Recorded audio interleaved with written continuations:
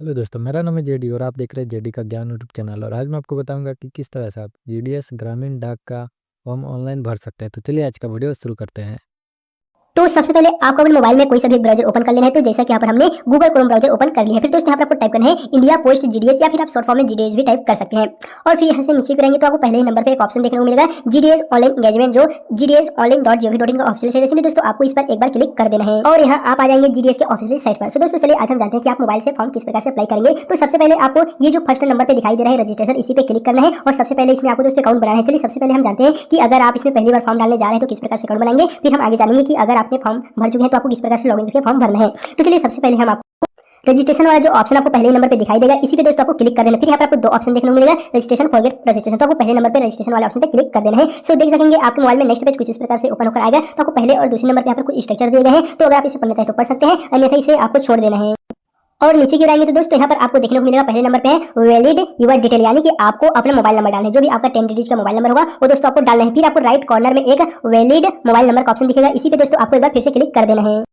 फिर आपने जो भी मोबाइल नंबर डालेंगे उस पर एक ओटीपी जाएगा और ओटीपी को डाल के बाद सबमिट कर देना। फिर नीचे में आपको देखने को मिलेगा सेकंड में ईमेल का, तो आप अपना ईमेल डाल दीजिए। फिर वैलिड ईमेल वाले ऑप्शन पे क्लिक करेंगे तो आपके जीमेल पे फिर से एक ओटीपी जाएगा, तो इसको आपको यहाँ पर डाल देना है। और इन दोनों को डालने के बाद आपको थर्ड में ऑप्शन देखने को मिलेगा एप्लीकेंट डिटेल, यानी कि आप जिस भी अभ्यर्थी का फॉर्म डालने जा रहे हैं उसके 10th में जो भी नाम होगा वैसे कि वैसे दोस्तों आपको हुबहू यहाँ पर एंटर कर देना है। फिर यहाँ पर नेक्स्ट है नॉट एनी, यहाँ पर लिखा गया है may lead to the cancellation of candidate. फिर नीचे में चौथे नंबर पे फादर्स नेम, तो आपके 10वीं के रिजल्ट में आपके पिताजी का नाम जैसा होगा उसी के आधार पे दोस्तों डालना है। फिर नीचे में है डेट ऑफ बर्थ है, तो 10वीं के रिजल्ट में जैसा डेट ऑफ बर्थ है उसी को आप नीचे में भी डाल दीजिए।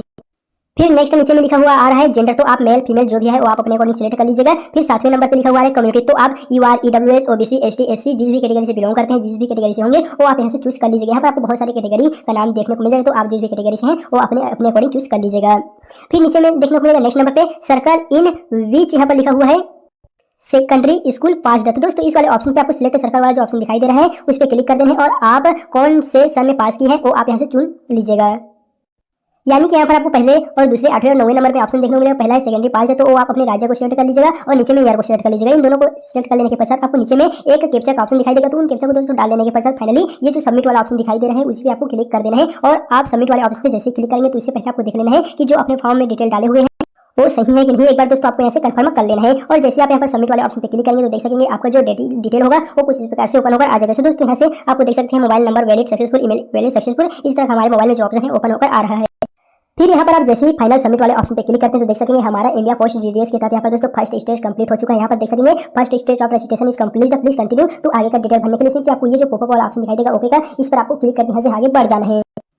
फिर यहाँ पर आपके सामने नेक्स्ट जो पेज है वो दोस्तों फिर से कुछ इस प्रकार से ऊपर होकर आ जाएगा, जहाँ पर जो इन्फॉर्मेशन हमने भरे थे वो यहाँ पर शो हो रहा है और कुछ डिटेल जो है वो हमें पेज यहाँ पर भरना होगा। तो पहले नंबर पे यहाँ पर लिखा हुआ आ रहा है please continue filling your details below. तो पहले नंबर पे है आधार नंबर, पहले नंबर पे लिखा हुआ आ रहा है आधार नंबर, तो आप अपने 12 डिजिट का जो भी आधार नंबर होगा वो डाल दीजिएगा। फिर नीचे में है are you person with disability, क्या आप दिव्यांग है, तो अगर होंगे तो यस, अगर नहीं होंगे तो नो कर देना है। फिर नीचे में पूछा हुआ आ रहा है टाइप ऑफ डिजेबिलिटी, यानी कि क्या आपके शरीर पर कोई चिन्ह है, तो अगर होंगे तो यस, अगर नहीं होंगे तो नो। और जैसे आप नो करेंगे तो ये जो 11वें नंबर का ए और बी ऑप्शन है वो ऑटोमेटिक यहाँ पर अनसेलेक्ट होकर आ जाएगा। फिर नीचे में है language study in secondary school, यानी कि आपने 10वीं में कौन सी भाषा में पढ़ाई की है, आपका लोकल लैंग्वेज क्या है वो आप यहाँ से चूज कर लीजिए। तो हम यहीं सेलेक्ट करेंगे कि आपके लोकल एरिया का जो भी दोस्तों होगा हिंदी, अंग्रेजी, गुजराती, मराठी, तो आप यहाँ से उसे चूज कर लीजिएगा। फिर यहाँ पर है वेदर एम्प्लॉय है, तो अगर आप पहले से कोई कर्मचारी है तो यस, अन्यथा नो को सिलेक्ट कर देना। फिर नीचे में आ रहा है whether employ NOC is available, तो ये जो है ऑटोमेटिक यहाँ से डिसेबल होगा आ जाएगा, तो इसे आपको नहीं भरना है। फिर नेक्स्ट यहाँ पर 14 और 15वें नंबर पे आ रहा है अपलोड फोटो एंड सिग्नेचर, तो आप एक अच्छा सा फोटो और सिग्नेचर जो है वो बना लीजिएगा। और यहाँ पर आपको ध्यान रहे जो यहाँ पर पूछा जा रहा है कि 50 और 20 के, यहाँ पर 50 के बीच के लगभग होना चाहिए। और यदि आप फोटो और सिग्नेचर का साइज कम करना नहीं चाहते हैं तो इस पर हमने फुल वीडियो बनाकर चैनल में डाल दिया, सिंपली लिंक डिस्क्रिप्शन में दे दूंगा, वहाँ सब जाइए और देख लीजिए। फिर दोस्तों इन सभी डिटेल को फाइनल डाल देने के पश्चात आपको नीचे में एक सबमिट का जो ऑप्शन दिखाई दे रहा है उसी पर क्लिक कर देना है। फिर नेक्स्ट जो पेज है वो आपके सामने फिर से कुछ इस प्रकार से ऊपर होकर आ जाएगा, जहाँ पर है आपने जो फॉर्म फिलअप किया है वो पूरा यहाँ पर शो होगा, तो उसे आपको फिर से सबमिट करके ये जो सबमिट वाला ऑप्शन दिखाई दे रहा है इसी पे क्लिक कर देना है। चलिए यहाँ से हम सबमिट वाले ऑप्शन पे क्लिक कर देते हैं। फिर दोस्तों यहाँ से थोड़ा सा लोडिंग होगा और यहाँ पर देख सकेंगे हमारा जो रजिस्ट्रेशन नंबर है वो हमें मिल चुका है, तो इसे आपको कॉपी कर लेना है या फिर कहीं से लिख लेना है क्योंकि आगे जो है वो बहुत काम में आने वाले हैं। फिर यहाँ पर कंटिन्यू टू अप्लाई वाला ऑप्शन जो नीचे में आपको दिखाई देगा इसी पे आपको जस्ट फिर से क्लिक कर देना है। ये देख सकते हैं दोस्तों हमारा कुछ स्टेप पूरा यहाँ पर डन हो चुका है। अब बारी आती है हमारा रजिस्ट्रेशन कंप्लीट हो चुका है। अब बारी आती है फॉर्म डालने की, एप्लीकेशन फॉर्म भरने का, प्रेफरेंस सिलेक्ट करने का और एप्लीकेशन जो फॉर्म भरेंगे उसका प्रिंट लेने का। तो चलिए हम बारी बारी से एक एक करके सभी को जानते हैं।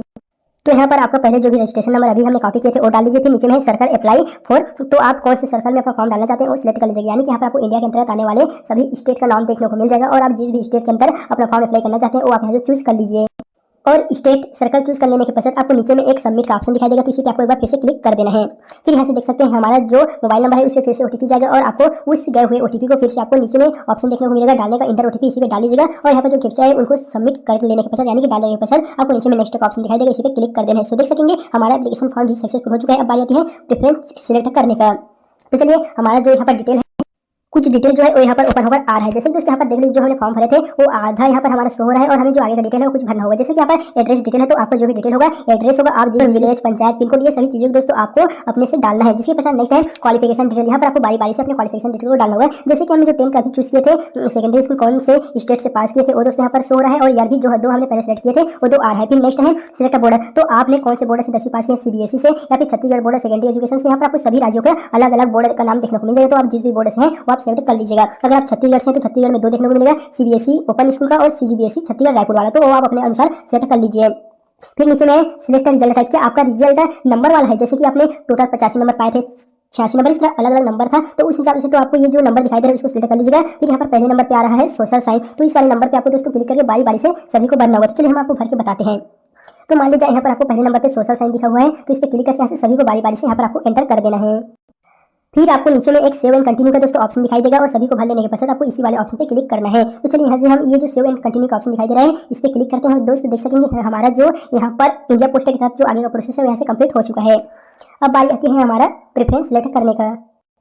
तो यहाँ पर आपको पहले सरकार अप्लाई ऑप्शन देखने को मिलेगा, तो आपने जो भी राज्य सिलेक्ट किए होंगे वो देखने को मिलेगा। फिर नीचे में आपको उनका डिवीजन देखने को मिलेगा, उस स्टेट के अंतर्गत जितने भी डिवीजन आते थे उन सभी का प्रॉपर जो नाम है वो दोस्तों यहाँ पर आपको देखने को मिल जाएगा। तो आप अपने अनुसार जिस भी डिवीजन में फॉर्म अप्लाई करना चाहते हैं वो सिलेक्ट कर लीजिएगा। फिर उस डिवीजन को सिलेक्ट करने के बाद आपको नीचे की आना है और उसके अंतर्गत यहाँ पर आपको जो पोस्ट ऑफ प्रेफरेंस है कौन से को आप पहले नंबर पर रखना चाहते हैं, दूसरे नंबर पर रखना चाहते हैं, तीसरे नंबर पे वो आप यहाँ से चूज कर लीजिए।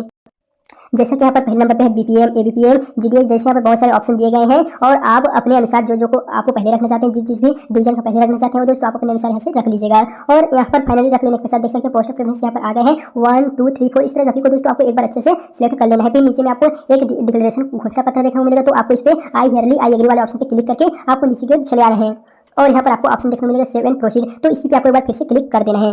और यहाँ पर देख सकेंगे ओके का ऊपर ऑप्शन आएगा, पॉपअप आएगा, तो इस पे आपको जो ओके वाला ऑप्शन दिखाई दे रहा है उस पे दोस्तों आपको फिर से क्लिक कर देना है। दोस्तों जैसे आप यहाँ पर ओके वाले ऑप्शन पे क्लिक करते हैं तो आपका जो फॉर्म है वो यहाँ पर सक्सेसफुल हो जाएगा। जिसके पश्चात अब बारी आती है आपको पेमेंट करने के। यहाँ पर देख सकेंगे हमारे जो फॉर्म है वो सक्सेसफुल यहाँ पर फिलअप हो चुके हैं। तो चलिए अब हम जानते हैं कि आप अपना पेमेंट जो है वो किस प्रकार से करेंगे। तो दोस्तों पेमेंट करने के लिए आपको कई ऑप्शन दिए गए हैं, तो चलिए पहले हम ये जो ऑप्शन दिखाई दे रहे हैं उसे आगे बढ़ जाते हैं। यहाँ पर देख सकेंगे हम ये जो ऑप्शन दिखाई दे रहा है ओके पेमेंट करने का, इसी पे एक बार क्लिक कर देते हैं। फिर यहाँ पर आपको मेक पेमेंट का ऑप्शन दिखाई देगा, तो आपको इस पर फिर से क्लिक कर देना है।